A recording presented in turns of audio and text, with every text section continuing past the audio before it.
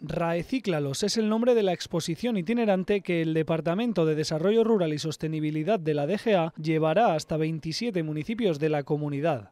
El objetivo de la muestra es concienciar a la población aragonesa de la necesaria gestión de los residuos de aparatos eléctricos y electrónicos. El interés que tiene la exposición es dar a conocer a los aragoneses, especialmente a los niños, que son los que en el futuro tienen que continuar reciclando, la importancia de reciclar adecuadamente estos aparatos.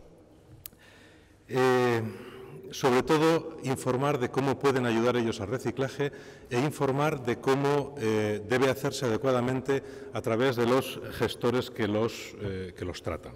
Los grupos de escolares serán visitantes fijos de la exposición en todas las localidades hasta las que la muestra se desplace en lo que queda de año y en el próximo 2017.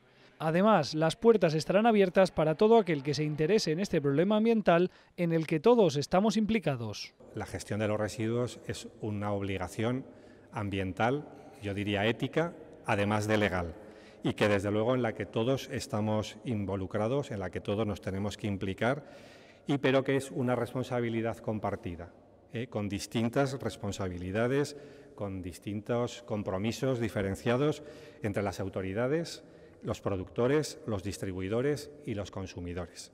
La exposición se compone de 4 bloques de contenidos en los que se combinan audiovisuales, residuos de objetos reales y paneles de información.